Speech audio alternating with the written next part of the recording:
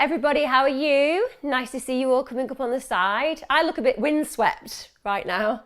It's not that I've just fell out of bed. It is in fact that I've been for a long walk to try to get my head clear. You know when you have one of those days where you just need to leave the house to just get your head clear. So that's what I did. But unfortunately, I'm a bit like Monica from Friends and my hair just becomes static. So I'm like I've been stood next to an electric socket and just put my finger in it. How are we all? Lovely to have you on board. I shall start in a second. As ever, just a disclaimer to those people who are joining for the first time. If you ask a question, the easiest platform is going to be Facebook, just because I see it more easily, because my glamorous assistant kind of copies and pastes it. Obviously, I've got questions that come in before, so don't worry if you've sent one, they're there. But also tonight, just to let you know, if there's any technical issues, that's because my eldest son, Tide, is now manning this for me tonight because my husband is stuck in an edit. So he's completely involved with other elements of what we do. So if anything goes wrong, even with me, I can just project all blame onto my eldest son. This is his first time in the hot seat. What could possibly go wrong? Actually thinking about some of the things, Tide, quite a lot could go wrong, couldn't they? You know, some of our little moments, yeah. Right, let's get on with it, chaps. I have been friends with someone for a few years now, and they've only ever seemed to message me when there's a problem. Do I see this as a good or a bad thing? So the question is, what's the balance? If your friend is a really good friend most of the time, is constantly in contact with you, you feel like there's a real balance of equality in your relationship regarding the fact that, you know, they make as much effort with you as you make with them, and you're their go-to when they're struggling, well, that would be normal. Like close friends, I call my friend Trish if I need to have a conversation, or I go and see Pete. You know, I have people that I'll unload on who I trust. They're my trusted people, my trusted circle. So that's the question you need to ask yourself. So if it is that you are their confidant and that they would welcome your own confidence in them, then I think that's a good thing, because good bonded relationships that have great meaning come from a place of sharing and knowing that you have a solid companion who you can connect with in that way. However, if it's completely out of kilter and it turns out that you're the one who always makes the effort and they're not there for you in the difficult times and they don't really connect with you very often unless there's a problem, well, that's an out of balance relationship.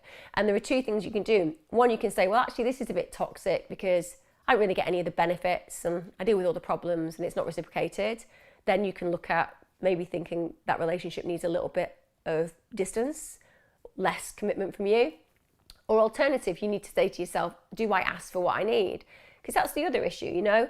A lot of us are very fast to judge other people because they don't meet our needs. But then if we're really honest with ourselves and we look and explore the kind of person that we are in the relationship, often it's just that we're not saying, well, can you help me?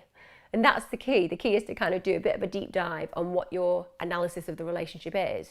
And from there, you can make a decision. Remember, the problem with human beings who are lovely and compassionate and empathic is that we're very agreeable. And agreeability is a great thing to have about your nature, but it also means that people will often take quite a lot from you. And because we don't really like to ask for things, they often won't know that they need to give something back. So even though agreeability is a nice trait to have, it's better to kind of work on that to a point where you've got some very solid boundaries, which is, I can't be there all the time for you because it's burdening me and I need some space for myself. Or, hey, friend, I have a problem today. Maybe you can talk to me about that and we can kind of have some time to analyse what's going on for me too. So that's what I'd say. Out of balance relationships are very common, and often, like I said, it's the individual who's holding the relationship and would like more but isn't asking for it that is as much the problem as the individual who seeks to, shall we say, exploit it a little bit for their own regard. Hi Emma, I've just seen that Amazon Prime are showing Alison Botha's story as part of their IMDb free with ads section. Might be worth a mention for those that haven't seen it already. So I covered it on my YouTube channel, Alison Botha. It's insanely inspiring. And if you can go and watch that story, it's really life affirming. Alison Botha is an incredibly life affirming human being. So if you can go and watch that and you haven't got it, and you haven't seen it, there you go.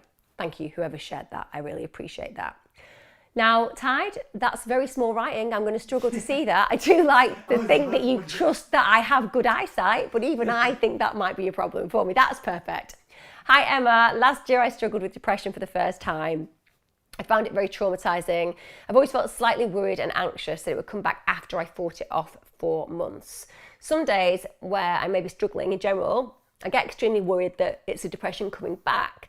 How easy is it to fall back into depression, and should I be worried about becoming depressed again? I don't really want to go back to that very dark place. First of all, it's great that you have decided to create what I would consider a really strong connection with how it felt to fall into that depression. And it's really scary when we do that, and I completely understand your feelings, because when you start recovery is probably the scariest part, because you start feeling better and then you start fearing that that better won't be for too long. So first off, it takes quite a long time to allow yourself to settle into just the experience of that joyfully normal feeling. And I say that, it's a bit like when we have a really bad cold, and whilst you're dealing with it, you've got that real grogginess, that snottiness, that feeling of everything being really difficult, but like swimming through a treacle. And then suddenly you start feeling better, and just feeling normally healthy feels just incredible. And it's the same when you've had a period of mental anguish and struggling. And depression is one of the most challenging experiences to go through. I would also say that 8 out of 10 people who deal with depression never deal with it again. So we'll have one period of depression their entire life. So that's great statistically. So there's a strong possibility that your depression was episodic. Potentially it was related to something. I don't know whether you can answer that question. It could be you had something happen to you, therefore it was reactionary. But of course, sometimes it can be a drop in chemical to change in that. And sometimes it can just be that we go through a period of life not feeling as tenable or joyful as it was before. And essentially we can drop our mood, and then we can find ourselves feeling really, really depressed. And then depression itself is incredibly demotivating. It makes us feel very alienated from everybody else. We feel very isolated. We feel terrified that we're never going to stop feeling this way. And it's really, really challenging to even begin to get up in the morning, let alone to kind of do the things that would motivate us to make changes in our lives for the better. So there's a real positive for you. One, you've got through it. Secondly, you actually acknowledge what it's like to feel really sad and really depressed, and you realise that that's not a place you want to go. So this is the other thing. Now, there'll be some people who do suffer from depression who genuinely do have a chemical issue. There will be some. I would say that there's a vast majority of people who can manage it in a different way, but for some people, antidepressants can be miraculous. They really can. So it might have been that that's been helpful for you. If not, you can say to yourself, okay, well, what can I do in my life to make sure that I'm, to some degree, protecting myself from the level of depression that I might have experienced before? And this is for everybody, because I think that we all go through periods of really low mood and depression at times, you know, not for long periods of time, but because we lose somebody or because a relationship breaks down. There are all these different things that can be depressing, right? So what can you do that will help you move through that period of time, even though it's really crisis inducing and very debilitating and desperately upsetting? But I guess that we have to say, well, there are things that we know ultimately can make a big difference. Exercise makes a big difference. Like I said, if you can't do anything, just walk. That's my new mantra at the moment, because I go out every single day for about an hour and a half and I just walk. It doesn't have to be in the countryside, it can just be on the roadside. It doesn't have to be anything other than putting one foot in front of the other, but that's going to alter your mental state to a degree. Even if it's just a tiny percent, it alters it. Secondly, what you're putting in your body, ask yourself that. How much are you caring for you? What we eat represents a relationship with the self. So if we're going to give ourselves the best fuel possible, it's because we genuinely think we're worth it. And if we're not doing that and we're eating things that we know don't make us feel good, make us feel sluggish, if we're drinking too much, if we're acting in a way around food that we know isn't healthy for us, then we can get that in line. So that's 2 ticks. We've changed our mental state and our physical state in those moments. 3, what are your aims? Aims are so important. It's one of those things that people talk about at work quite a lot. You know, people genuinely will do things like appraisals, set some goals, blah, blah, blah, blah, blah. But when we translate it to our own real life, we have an option of making some small, but specific, measurable goals that we can work towards. That will make you feel fundamentally better. That will make you feel like you're consistently working towards something of value. And then as a byproduct of that, we often feel more content. The other thing I'd say is, what's responsibility for you?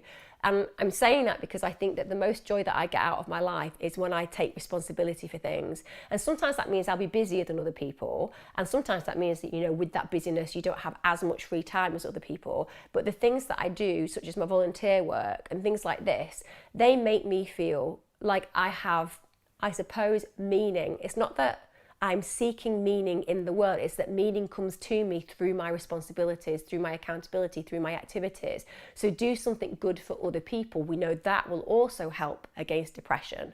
And then I suppose the final one that I would say is one that we talk about all the time, which is reaching out. And it's not always that easy. And sometimes we have to articulate whether we can reach out to the people in our lives in a way that sustains us and makes us feel that we're connecting and being met in a way that really helps to inspire us move forward. And if that's not the case, or that's giving you a really important insight into what's lacking, and that can be things like community, they're all things that are antidotes toward depression. And the problem is with depression, you feel so demotivated and you feel so lackluster and you don't feel like you've got the energy. And that's all true. But you have to push yourself to do those things because they motivate you to move through it in a way where you feel that firstly you can see progress, secondly you can experience the process of doing those things, and finally you can lift the way that your mood is. Even if you're still depressed, you won't be as depressed. Those things are all things that can safeguard you in the future a little bit. But like I said, the most important part is you knew how awful it was to feel that way. And the minute you feel your mood drop, you're instantly keying into it. And that's important because it means that you're getting an opportunity to go, oh, hang on, this is how it started when I felt really sad last time, when I felt really depressed last time. What is it that's going on? What can I look at in my life right now? What's changed and shifted? Because it can be things as simple as awful weather changing. Even people who are genuinely sunny disposition get to this kind of time in the year and feel a drop in their mood. And it's not because there's anything wrong with anybody. It's just that we don't get the right amount of white light on our skin. It's one of the reasons why I go out walking every day, particularly at this time of year now, because of the fact that I know I need that white light. Also, what supplements can you take? And I know there'll be loads of people like, oh, supplements don't work, whatever. Vitamin D, for example, is something that we all need to take every single day. Simple as that. Probably throw in some vitamin C as well. Zinc and magnesium when you go to bed. These are things that you might not get doctors empirically reviewing the literature, but that's because there's not a lot of money to make in it, because you can buy it really cheaply. So essentially, think about those kind of things as well. But most importantly, know that you've done a really good job of getting through it. And that means that you're always going to get through it if the worst happens. So try not to live in fear. If you're always in fear of the potential of depression, then you're never really fully experiencing the present because you're worried about what may happen. Like, it's not happening now. And if you practice a bit of mindfulness, which is all about bringing balance back to the present and experiencing it in that moment as the present, that is something that will really help you to remain focused. Because every day that you fear depression is a day almost lost to it, albeit that you're okay in this moment, because it's a shadow. And it doesn't have a right to overtake you in that way. It just doesn't have a right. You don't have to allow that space in your mind to constantly be soaked in that fear, because you deserve to be able to say, look, good that I'm in this space now. I'm going to feel grateful for this moment. I'm going to anticipate and accept that I can't control the future, but it's good now. And it's hard. I regularly have those moments where I've really got to pull myself back and be like, no, come on. Take a breath. Let's just focus on what we have now. And if now's okay, well, then that's good enough, right? So think like that as well. My partner lost his sister on the 16th of August. I'm sorry. She's not eating well and suffering so bad with depression. I've tried to get an appointment with a bereavement counsellor, which is not until the end of November. And recently I found out that she's been scrubbing her fingers with bleach to cause pain. She bites her nails and creates wicks near her nails. So upon looking, it seems to be a self-harm thing. I don't know what to do and I'm worried. She also suffers with addiction of gambling and previously drugs. Would you mind doing something on coping with loss on your live videos, please? So the thing about grief is it is unbelievably painful and agonizing. And sometimes the physical pain of harming the self feels less painful than the internal pain of dealing with the chasm and void that grief creates. So if I can't control the feelings within because they just seem to exist because the grief is so present, and there's an opportunity potentially for me to subside that just slightly, momentarily, by doing something that firstly I have control over because I'm physically abusing myself, but also temporarily shifting the paradigm of pain from the mental, emotional to the physical, then it kind of, in a really weird way, makes some sense. Yes, it's not ideal. It's a really bad coping mechanism, but she's searching for one.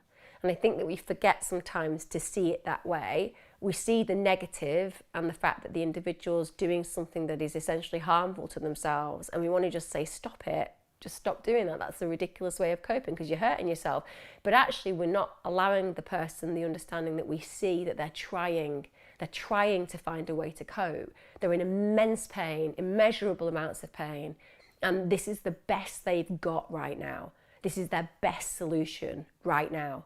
It's not an ideal solution. It's one that's doing them a certain amount of damage, but it's why they're still breathing potentially. And if we speak to them on that level in that way, without having the level of fear or aversion or just wanting to say stop, then we meet them in a place that they can connect with us on. So it's very much about being compassionate and saying, tell me a little bit about what you do that for. Tell me a little bit about what that helps you with. Does it help? Ask her, get into that space with her. She may be like, I think I'm going to explode unless I do this. I just can't manage the pain in. And then you've got this like instant insight into, oh, that makes sense.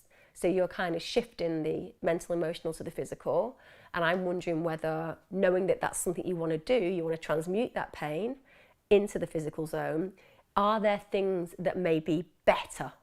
So as opposed to it being, this is the terrible thing to do, stop, it's more of a, okay, this is one way of looking at how to manage, but what about all these other things that we might be able to do, such as something creative, whether that's drawing a picture, writing a poem, going for a walk, calling a friend, calling a helpline. What kind of strategies can we meet the need of? Maybe it's going and holding on to some really ice cold ice because, yeah, it will cause a certain amount of discomfort, but it won't leave damage to the skin. There are things that you can explore that she can then try. Secondly, if she's somebody who's used gambling and drugs and alcohol, for example, and she's not doing that now, well, again, there's something really powerful about the fact that she's trying her best, because she could have resorted to those really fundamentally destructive routines again. So that proves that she can, to some degree, manage her behaviour, and highlighting that with her will be really helpful as well. Also, it's good to just sit with somebody and be like, this is the worst thing that could have happened to you. Like, this is genuinely the most tragic thing, and you're living it, and it's really painful, and I can't imagine where you are, and I want to be there for you, and I know you must feel frustrated that I don't know how it is to feel the pain that you're feeling because I'm not in that space, but I'd like you to be able to introduce me into that space, so maybe together we can at least feel that we have one another, supporting one another in this situation, because you are obviously feeling pain as well. Recognizing the impact of life on her is helpful. Don't try to solve it completely. And even though you probably have better strategies to manage, it's not about you giving them to her. It's about her thinking about opportunities to resolve some of those feelings in a more strategic way that would be effective. But it comes from a deep place of pain. She's in a really awful space, and this is right now. This is new. August is no time ago. It's like the blink of an eye where grief is concerned. So help her to understand that you see that. So a lot of people want to rush people through grief. Not you, obviously, that's why you're on here asking. There's a lot of people who've got this thing about, well, just kind of get over it now. You know, life is really cruel around grief. You have these huge losses that are, just indescribably agonizing, and the world just carries on without you, and you're just stood frozen in time, drenched in agony, full of just fear and dread and sadness and an unenviable amount of confusion that this person that you adore is no longer present, and everything's just carrying on around you, and people smile at each other and laugh and seem to just get on with their lives, and you're stood there, like I said, just frozen. And it can really help when somebody just identifies that they get that. It's something that I try really hard to do with people now. Don't shy away from those conversations. It's the same for everybody listening, don't shy away. I find out things from my kids about friends who've lost people. I instantly am on the telephone just texting the parent to say, this is terrible for you. I understand. How are you feeling? And it's amazing how those tiny acts can make a big difference to somebody and stop them feeling as alone. So there's also, just to say, there's an app called Calm Harm. And Calm Harm's probably a good one for your sister if she's into the idea of using an app. I know that counselling November might seem like a long time, but honestly, that's not bad. It really isn't. I'm really glad that you've done that. Well done. To get her on a waiting list that's that short is pretty amazing. But Calm Harm just might help her to think about other ways of using tools to deal with those harm behaviours. I've no family outside my little family, and I'm really struggling with it. I feel like I've no one to stalk and no one I can trust due to being let down. It's incredibly lonely and it's eating me up inside. I hate what it's doing to me. I miss having someone close I can speak to, and my heart hurts. So, first of all, it's really good that you have a little family. It might not be that you have a massive extended one, but the fact that you have one is something that you should focus positively within. And don't get me wrong, I appreciate that when you've got a small family, you think to yourself, well, something could go wrong and then I'm going to be left alone. I appreciate that, so I know where you're coming from. But I think turn some attention to the reality of what you've got, which is, okay, I might not have all of these other threads, but I have an investment thread here, and I can amplify the positives in the life that I have with them massively. Yes, I might not have 15 other people to concentrate on, but I can put all of my time and energy into making these people, my tribe, my team, into an absolutely incredible place to inhabit and to thrive within. So that's one thing I'd say that you need to do. Because secondly, if you come to my lives, which you probably do regularly, there are a lot of messed up families. And that isn't to try to minimize your feelings. I am listening and hearing your feelings. It is really difficult when you feel I've only got these people. But what I'm saying to you is, they sound great. You sound like you've got a little family that you really love. That is powerful, because there are a lot of people out there who really don't. And they have so much toxicity and layers of problems that it completely infuriates them at times. It infects their day-to-day life. It makes them resentful and bitter and hostile. And so you can always look at what you don't have. But when you do that, you don't go, oh, I'm going to look at that family of 15 who don't get on at all, constantly resent each other, are massively bitter, usually get into fights and get really angry with each other, and actually it's massively dysfunctional. You don't do that. You'll look at the ones that you see in adverts or in TV shows, or the person that you've seen and who tells you about their wonderful family. You don't really know whether it's real, but you'll believe that. So you have this mythical standard of possibility and potential, as opposed to this very much based in reality. And that's something that's really important. So aside from those, which are more the family dynamic viewpoints and positions that you've taken, believing that one is one and one is the other, and wanting the one that you haven't got, bring it back to what you have got, valorize that, amplify that. And then the other thing is, what is that telling you? Well, it's telling you, I need to seek more connection. Family is something that you can choose. It really is. I have got people in my life that are incredibly close to me who are not family, and I could call them and go around and see them and have the same love that I would do for my siblings, for example, who I love very much. So what can you do about your situation right now? And again, I'd bring that back to, right, well, if I want connection and I want community, then there is lots of opportunity around me. There will be people who are looking to have close relationships with people like you, who want to feel part of something bigger than themselves. And you can do that because you've got open-heartedness, you've got room, you've got time. So where can you go for that? Maybe you do think about doing something more community focused like I do. I find that really helpful. It makes me feel part of something bigger and greater, and it makes me feel more validated. You know, they're very selfish feelings, but they come from a good place, and I do good deeds and it matters. So what can you do in that respect to amplify your own connections? Remember, your life with your little family will become a life with a bigger family in the end, because the likelihood is that other children will come into your family, friends of children will come into your family. All these things expand. So you can be two parents, even one parent with one child, and in the end, you can have like so many threads within that life.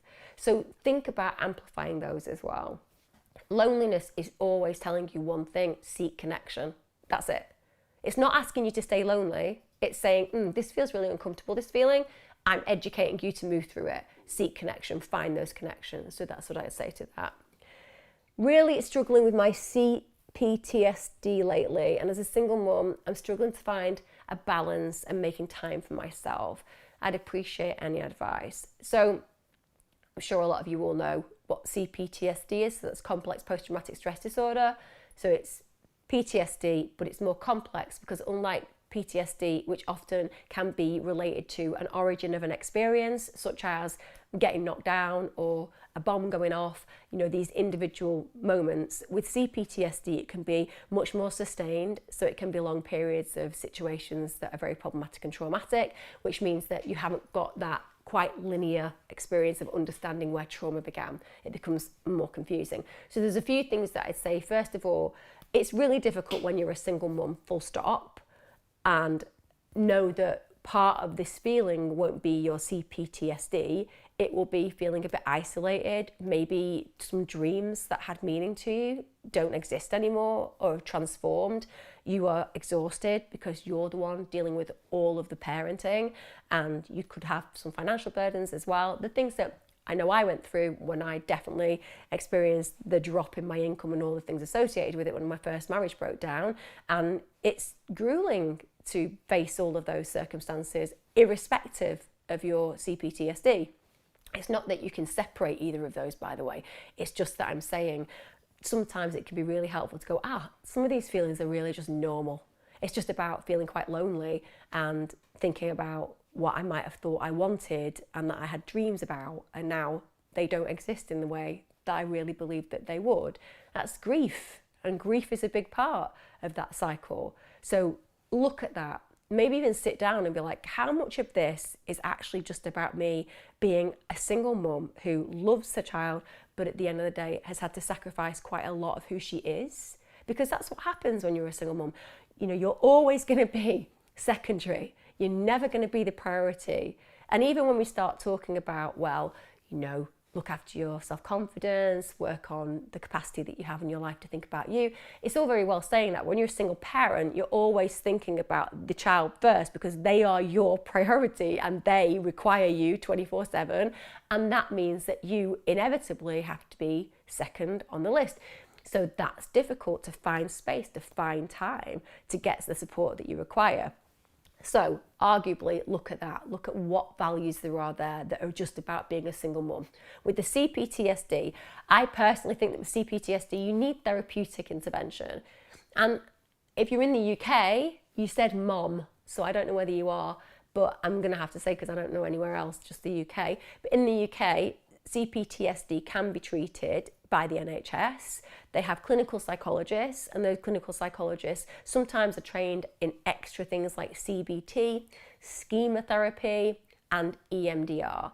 And EMDR in particular is a great therapy for trauma. It's more difficult when it's CPTSD, but nonetheless something that I think would be worth investigating, and that would be just for you. And it would mean that you had a bit of time and space to kind of explore your needs, and also to feel that you were approaching and attending those issues that keep affecting you, which is really important because nobody needs to deal with CPTSD by themselves.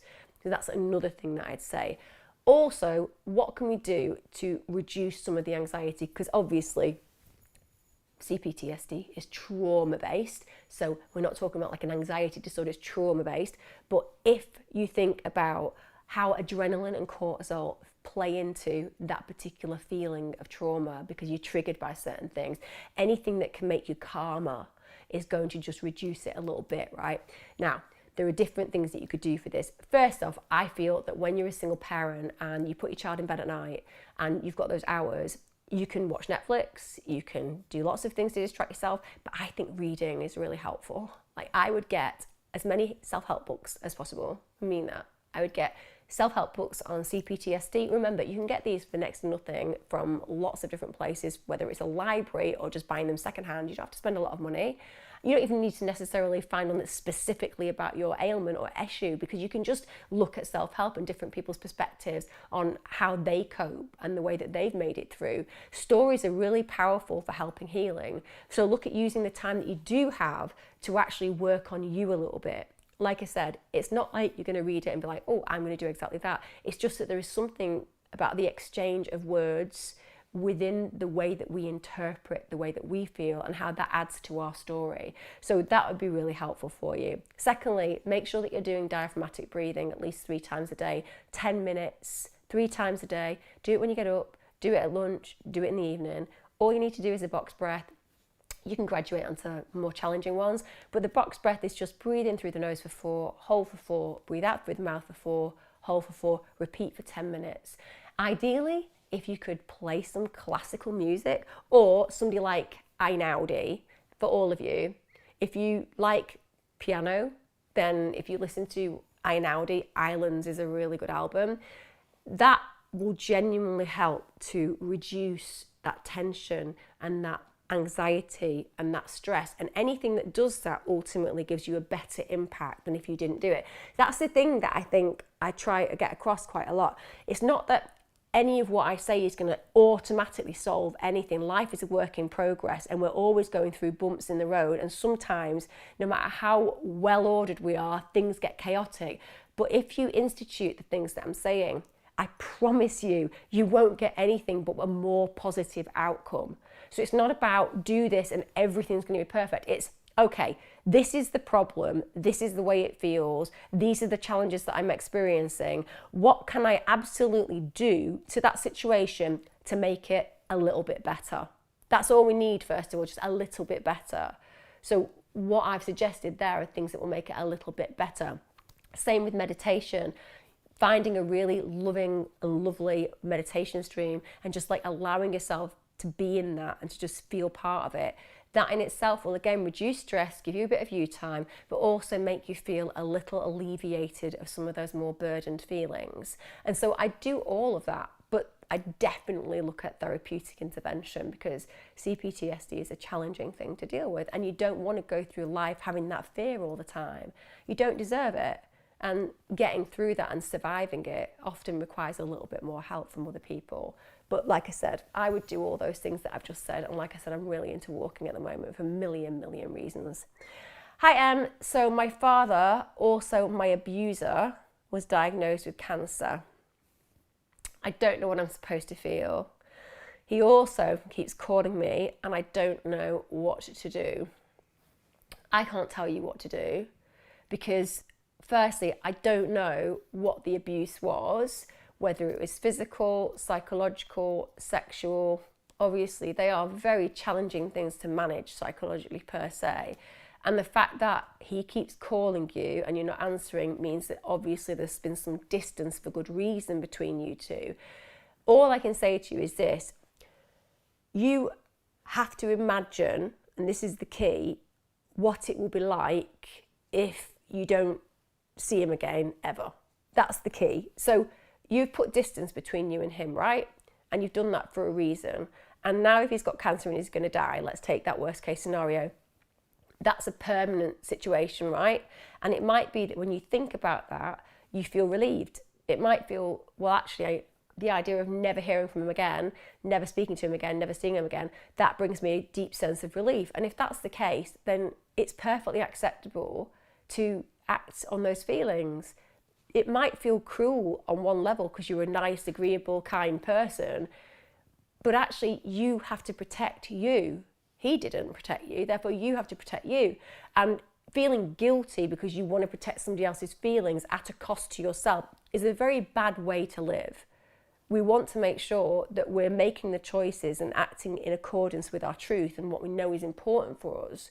So arguably, if that's the way you feel, it's acceptable to just continue in the path and on the way that you have been doing. If, however, you feel that you would like some closure, i.e. you want him to apologise and you think that's why he's calling you, well, you might be right. I don't know. And if that was the case, you have to ask yourself, well, do I really want an apology from this individual? Because you don't need one. What they did was wrong, and you've accordingly given them consequences for their actions by not being involved with them. So you don't need them to justify their reasoning behind what they did or to apologise to you for it, because you know it was wrong. And it's irrelevant what they think they did was wrong. However, you might strongly feel that actually that might help me. And if you do think that might help you, having somebody go, I'm really sorry, I really regret what I did. And that might bring you a level of closure and acceptance and a feeling of putting to bed the fact that you were a victim and that they've acknowledged that you were a victim. Then again, you have to think about how you would feel having that conversation. And arguably, you also have to be prepared for if you take the call thinking that's the case, it may not be. They may ring up to tell you that they've got cancer and say how sad they feel for themselves and not even really broach the issue of why they're calling you in regards to the fact that you know they did what they did to you and they should be taking responsibility for that. So you have to be prepared for that. That's why I'm going through every scenario, because it's just too difficult to say, oh, don't take the call or take the call. You have to explore every single angle. And the most important question to ask yourself is, could I tolerate this person speaking to me and then basically denying what they did, not taking full responsibility for what they did? How would that trigger you? And how would you be left feeling if that were the case? Or this person gets in contact with me, fully apologises to me, says they're a terrible human, that they don't deserve to have ever had you even answer the phone, and that they're grateful for you letting them have that conversation. How would that make you feel? Because if you're a nice person, that can really bring up some really difficult feelings, and you have to be prepared for all of the outcomes. And even then, you can't fully prepare yourself, but you need to kind of go through those things that I've said. Maybe rewind this after the session and just go through those again. Sorry, I can't be more black and white about it, but it would be amiss and incorrect of me to do that. And also it could be really damaging if I was just like, don't go near an abuser, blah, blah, blah. It's a very easy thing for me to say, but that would not validate the reality of what you know history-wise with them or what you want reality-wise in this moment. But everything begins, middles and ends when you've been an abuse survivor with, how do I protect myself? You are the key. You are the important factor, nobody else. So you have to be ultimately very clear that the only person that matters in this is you. That's it. And I'm sorry, because it's awful that your father has cancer and might be dying. That's awful for them, but that isn't your concern. Your concern is, how will my reaction in relationship to this person be, and will it make me put myself in a better or worse position? Can you explain disorganised attachment and what it looks like in a child, please? Disorganised attachment. So if somebody told you that your child has disorganised attachment, or are you the person who has been told that you as a child may have been an individual who dealt with disorganised attachment? Because it's going to be a different answer for both of those. So maybe you could add it whilst I start talking about it, because like I said, it will be a different answer, one from the other. Because obviously if you're the parent who has a child with disorganised attachment, or you're the child and you're now an adult and you're wondering how it impacts on you, it's going to be different. But arguably it is what it says there. So what we want with secure attachment is a child who grows up pretty solidly understanding that their primary caregivers or guardians are a sure thing. And with secure attachment, what we'd expect to see is a child seeing the parent as a secure base and then venturing from them into the world little by little, sometimes feeling a little bit, but knowing that as long as their parent is there, there's that secure base. And we see this when we look at attachment per se. So we look at Mary Ainsworth, who is a researcher in child development. We look at what kind of attachment a child is, so secure or avoidant or disorganized is something that's a more new term. And arguably, I would say disorganized is an explanation for a child who doesn't fit the parameters of things like avoidant, secure, these kind of things that I think are just more a bit murky, the kind of diagnosis of it. But disorganized attachment would mean that basically there was attachment, but the child, and it could be, let's say the child is in a relationship with parents who have broken up, and there is a chaos level in the relationship between the adults, and it's played out by the child. So the child doesn't necessarily have the secure relationship, but doesn't have one that is a poor relationship, which can therefore mean that the child also feels that they don't quite know where they fit, but ultimately has parents who care for them, but have different standards, the way that they are around their behaviour, the way that they are around their boundaries, the way that they are around their expectations. That can happen again in a relationship where there's two adults, because two adults can be in a certain relationship with the child at the same time, and each can have different boundaries about behaviour. And essentially the child will exhibit at some points really upset behaviour when a parent leaves, and then apparently really secure behaviour elsewhere. And it means that the child doesn't have those kind of linear experiences and boundaries that we'd normally see. But again, I wouldn't use the term disorganised attachment.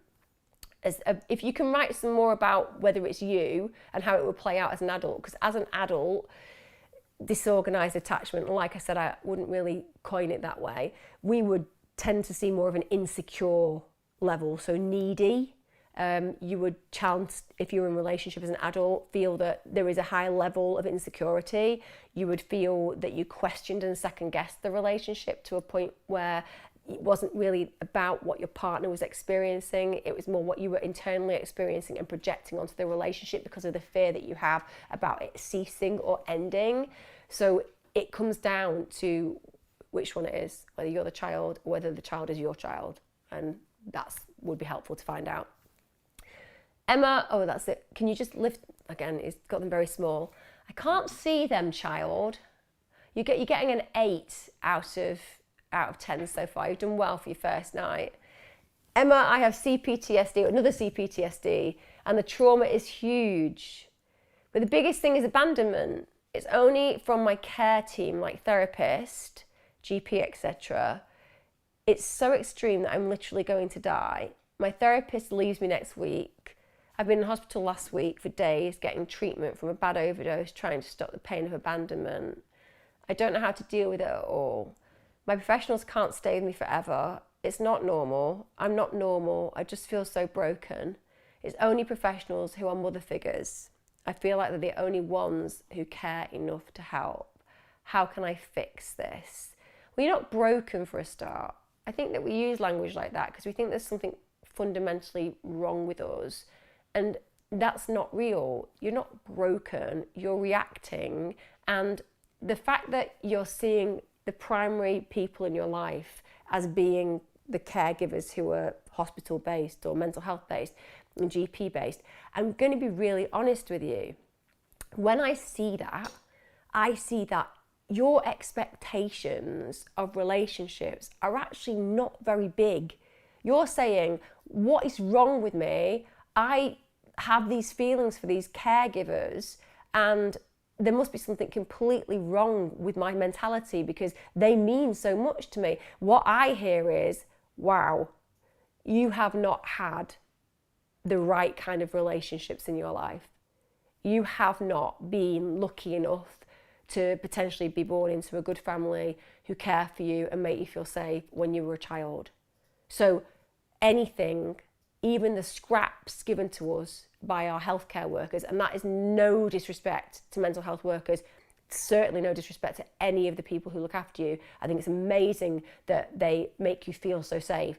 And I think they are testament to fabulous carers. But come on, they have to care for a lot of other people. So even though they're excellent, it still scraps when it comes down to the kind of care that you've been given as regards compared to what you deserve to be given in other relationships. That's a really, really important way of seeing it.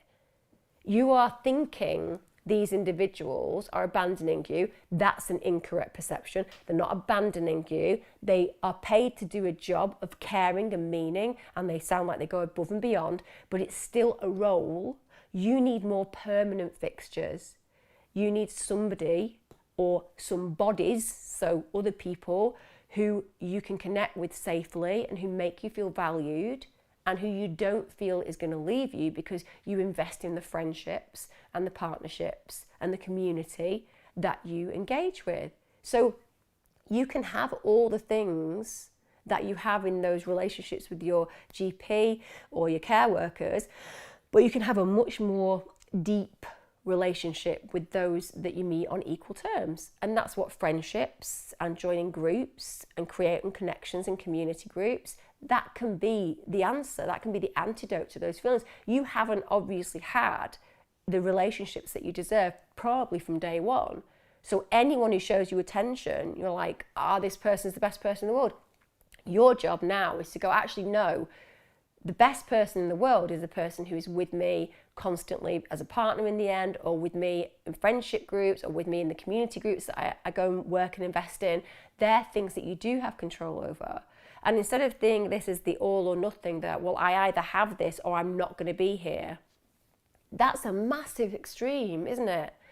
Isn't it going to be more like, oh, right, it hurts to let go of people that have meant something to me in my experience dealing with mental health. It's mattered. This is my key. My key is I like being cared for. Good. That makes you a very, very normal human being. We all like being cared for. However, you can't base your happiness, your contentment, your survival on others' interaction with you. You have to start being the person that makes the difference in your world to your world. And that comes down to building some resilience. And that's not a criticism, by the way. The idea that everybody's got resilience just isn't true. Lots of people don't have resilience. They weren't brought up in the right place with the right parents. They didn't forge those because life was so chaotic, but you're grown up now, you can. And that comes down to doing things like, okay, what challenges can I set myself? How can I get excited about my life? How can I start thinking about the aims? Because the aims matter. How can I set myself some really important tasks?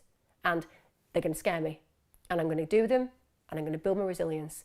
And then as I build my resilience and my courage, I'm going to start feeling more confident. And as I build my confidence, I'm going to start feeling like I can allow other people to share a space with me without feeling broken by it if they choose to leave. And you do it incrementally. But right now, what you're doing is you're saying, there's no point. People always leave me. And I understand, because if you've not had those connections as a child and always felt let down, you've not built that foundation yet. My job is to get you to go, well, maybe the relationship that matters most is the one I have with me. Maybe instead of giving all of my power away constantly and saying this person is why I have reason, this person is why I have worth, maybe that's not theirs to have. Maybe it's about you embracing you and building some real belief in you. And from there, from those foundations, other things begin to put in place. You are giving away your power, and by doing that, you are always losing, because you see these individuals as giving you the feelings of hope. Well, it's not. It's you gave yourself the feelings of hope in the possibility that there are better relationships, such as the ones that you've had with your workers. You can do that, but you can do it in the right places and spaces, like in friendships and interest groups and community groups, and bringing it to that point where you're in control of it. And knowing that, yes, people will leave you and people do die and all those things are real. And that's part of the human condition. Part of the human condition is that we have to undertake that life is a journey of loss. Let's do it joyfully in spite of that. But right now, that giving away of that power and just lying in bed and thinking there's no point, that's the mindset we have to shift from. So aims, cultivate some friendships as well. Stop the black and white thinking. It's not I either get abandoned and die, or I feel connected and live. That's not a good mindset to have, and you can change that. I wondered if I could get some advice on dealing with trauma and behaviours that come from that in children. I try my best to be the calm, compassionate parent when dealing with extreme behaviours, but I find it so difficult. So again, I don't quite know what the trauma is, but nonetheless, let's explore that. So if you think about trauma for a child, let's put this into context. A trauma with a child is when something happens that is fully beyond their control, and unlike adults, they also don't have the consciousness and frame of reference to even understand why and how it played out. And also, when you're a child, you are seeking to figure out how the hell to control a world that is massively uncontrollable, and usually don't have the resources available to you to do that, right? So it's even more traumatic because of the fact that you feel helpless, powerless, and defenseless because you are a child. That's the correct belief system, because you're a child. But the feelings are overwhelming and exhausting and provocative as well, because of course we want our needs met. As a child, we're used to looking at our primary caregiver. It's a bit like when the person was talking about disorganized attachment before. Again, that's very much full of insecurity, and insecurity plays in to a world that's already primarily insecure. We all know it is.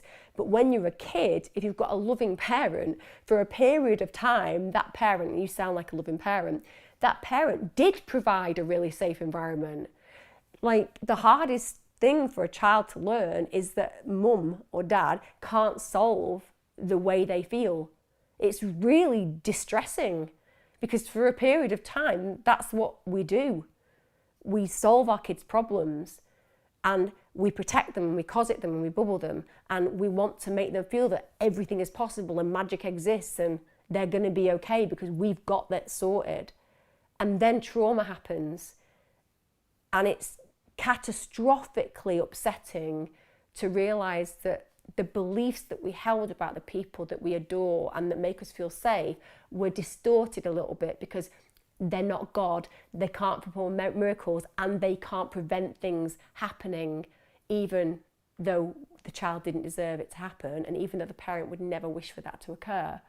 So how do you manage a child who has, let's say, angry outbursts, or let's say, like the person was talking about with disorganized attachment before, maybe feels that when they go somewhere, they have massive separation anxiety, or, you know, if somebody new comes into the picture, they don't want anything to do with them, or alternatively, they might want too much to do with them, so they're overtly interested in another human being. And these things are all going on in your head, and you're seeing it all play out, and it worries you sick, because you want your child to be, in inverted commas, normal, whatever that is. But you know that stereotype that we're brought up with, and you know how it is as a parent. You'll always idealise other people's positions and think, why is my child not doing what that child's doing? You don't see that child going home and, you know, eating soap later on. It's just the way that we are. We see the best in other things, and we see the worst in our own situation. I practice compassionate parenting, which basically means checking your behaviour above anything else and realising that your child needs you to be a certain thing all the time. It's hard because, of course, we're human beings with loads of feelings, some of which that are very unmanageable our own, but you need your child, in spite of all the chaos, in spite of their own personal trauma, to look at you and to know what your reaction will be. That's the key. How can I anchor myself in a position as a parent where my child knows the way I will react? And that means always, when it comes down to dealing with your child's behaviour, taking a breath, stepping back from the reaction, taking away your emotion, and meeting the needs of the child in that moment, compassionately, patiently, even sometimes as if you are an ethereal being who has no humanity required within the human form and can just become angelic and just be wonderful, even when in your head you're falling apart. That's what the idea of compassionate parenting is.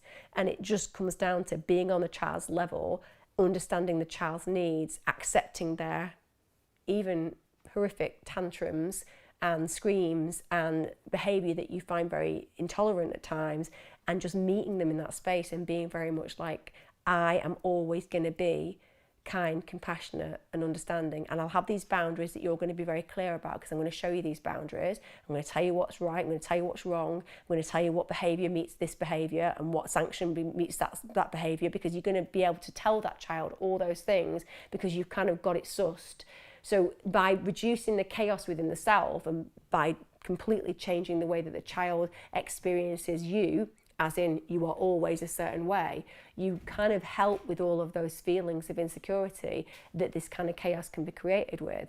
And I kind of think that fits in nicely what was said before about the disorganised child. Although, like I said, disorganised child isn't a term that I would use, and I've worked with child development a long time. I would arguably use like more the old terms for it, insecure attachment, for example.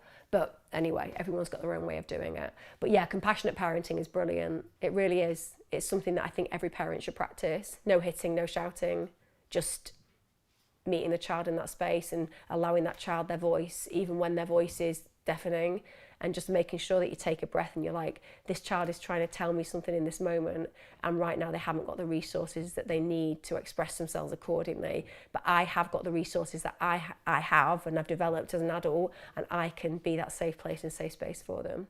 That's what I'd be saying.